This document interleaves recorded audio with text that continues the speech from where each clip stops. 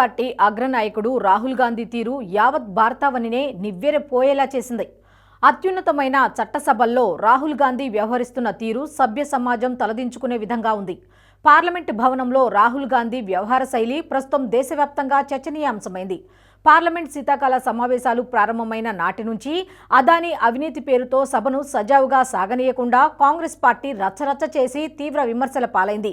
అదానీ అవినీతికి పాల్పడ్డారన్న ఆరోపణలను అమెరికా చేసిందే తప్ప ఆ ఆరోపణల్లో నిజమేంతో అబద్ధమేంతో తెలియదు. కానీ కాంగ్రెస్ మాత్రం అదే అంశాన్ని పదే పదే లేవనెత్తి ఎంతో విలువైన పార్లమెంటు సమయాన్ని వృధా చేసింది.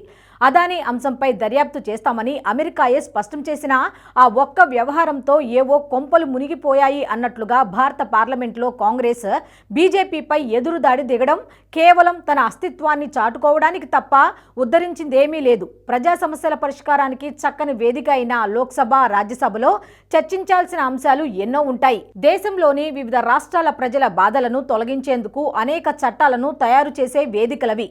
అయినా రాహుల్ గాంధీ, కాంగ్రెస్ ఎంపీలు ఇవేవి మాకు పట్టవన్నట్లుగా వ్యవహరించి ఎంతో విలువైన కాలాన్ని బూడిదలో పోసిన పన్నీరులా చేశారు.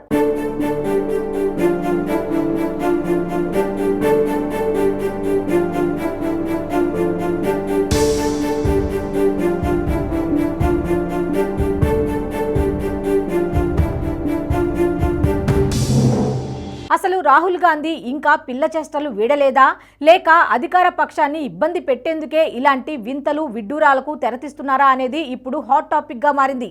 భారత్ జోడో యాత్ర పేరుతో దేశం మొత్తాన్ని చుట్టేసిన రాహుల్ గాంధీనినా ఇతడు అని కాంగ్రెస్ పార్టీ సీనియర్లే ఒకటికి 2 సార్లు ఆలోచనలు చేస్తున్నారంటే హస్తం పార్టీలో అగ్రనాయకుడి పరిస్థితి ఎంతగా దిగజారిపోయిందో అర్థం చేసుకోవచ్చు.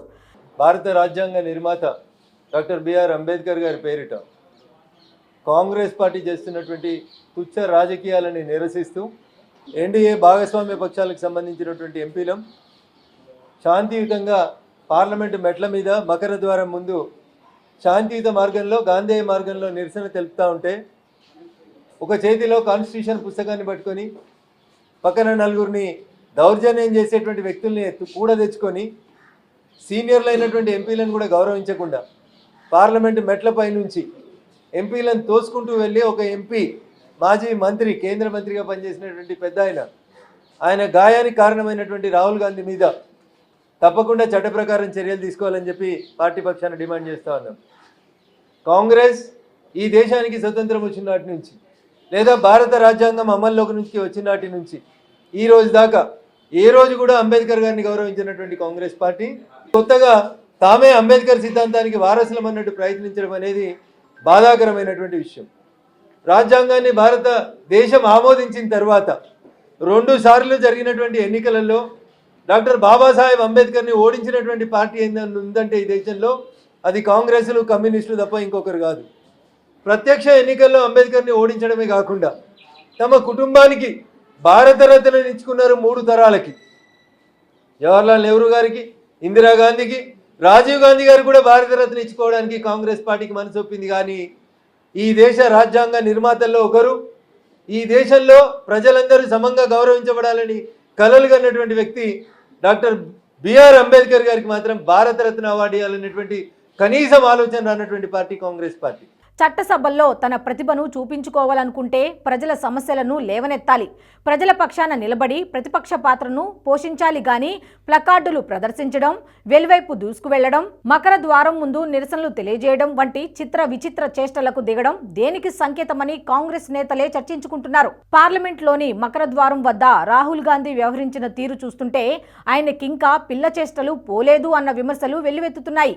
రాహుల్ గాంధీ వ్యవహార శైలిని చూసి తానే నిర్ఘాంతపోయానని గాయపడిన బీజేపీ ఎంపీ నిశికాంత్ దుబే అన్నారు. గేట్ పైకెక్కి తన పక్కన ఉన్న ప్రతాప్ సింగ్ సారంగి, సంతోష్ పాండేని రాహుల్ తోసేశారని నిశికాంత్ బాహాటంగానే చెప్పేశారు. ముఖేష్ రాజ్పుత్తో పాటు అక్కడ నిలబడి ఉన్న వారిని రాహుల్ గాంధీ కావాలనే బలంగా నెట్టేశారని చెప్పారు. తన అనుభవంలో ఎప్పుడూ చూడని ఇలాంటి ఘటనను మొదటిసారి చూస్తున్నానని నిశికాంత్ దుబే పేర్కొనడం సగటు భారతీయుని కూడా ఆలోచింపజేస్తున్నాయి.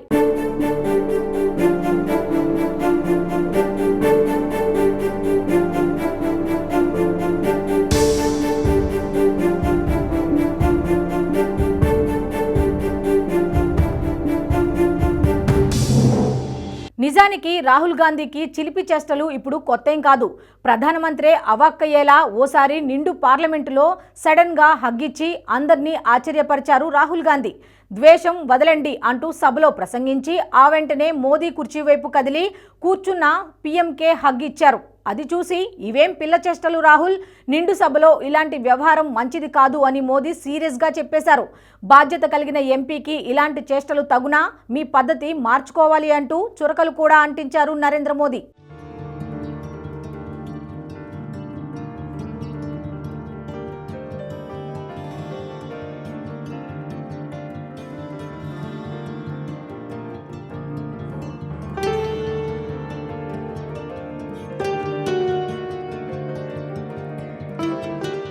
గతంలోనూ కాంగ్రెస్ ఎంపీ రాహుల్ గాంధీ లోక్సభలో ఫ్లయింగ్ కిస్ ఇచ్చారన్న ఆరోపణలు దుమారం రేపాయి. 2018 సంవత్సరంలో ఎన్డీఏ ప్రభుత్వంపై అవిశ్వాస తీర్మానం పెట్టిన సమయంలో రాహుల్ పిల్ల చేష్టలు చేశారు. నిండు సభలో ఫ్లయింగ్ కిస్ ఇచ్చేశారు. దీంతో స్మృతి ఇరానీ తీవ్రంగా స్పందిస్తూ సభలో ఇలాంటి చర్య ఎప్పుడూ చూడలేదని రాహుల్ తీరును కడిగి పారేశారు. మహిళా వ్యతిరేకులు మాత్రమే ఇలాంటి పని చేయగలరని ధ్వజమెత్తారు. ఈ ఘటనను తీవ్రంగా వ్యతిరేకిస్తూ బీజేపీ మహిళా ఎంపీలు అప్పట్లో లోక్సభ స్పీకర్ ఓం బిర్లాను కలిసి రాహుల్పై కఠిన చర్యలు తీసుకోవాలని కోరారు. రాహుల్ మాట్లాడిన తర్వాత కేంద్ర మంత్రి స్మృతి ఇరానీ ప్రసంగిస్తూ రాహుల్పై విమర్శలు గుప్పించారు. మహిళా ఎంపీలు ఉండే పార్లమెంట్లో గాంధీ కుటుంబ సంస్కృతిని దేశమంతా చూపిస్తుందని తీవ్రస్థాయిలో మండిపడ్డారు.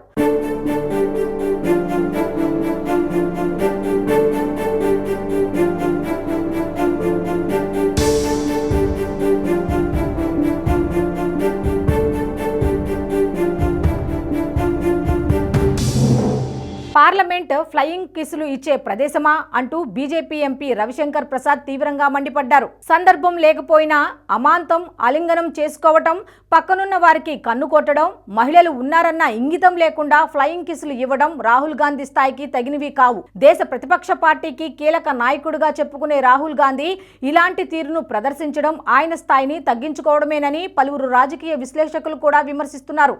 చట్టసభల్లో వ్యవహరించాల్సిన తీరు ఇది కాదు అని హితవు పలుకుతున్నారు.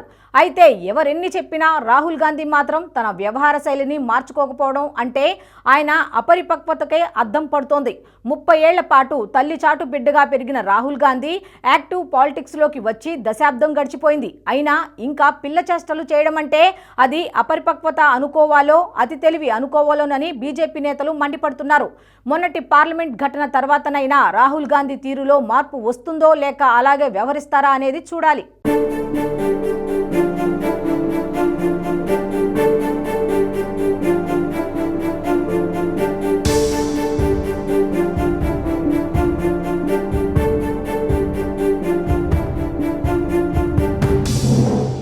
ఈ వీడియో మీకు నచ్చినట్టయితే లైక్ చేయండి, 10 మందికి షేర్ చేయండి. అలాగే కామెంట్ల రూపంలో మీ అభిప్రాయాలను మాతో పంచుకోండి. Nationalist hub group of channels ను సబ్స్క్రైబ్ చేసుకుని తెలుగునాట జాతీయవాద జర్నలిజాన్ని ప్రోత్సహించండి. ఈ వీడియో కింద ఉన్న బెల్ ఐకాన్ పై క్లిక్ చేయడం మర్చిపోవద్దు.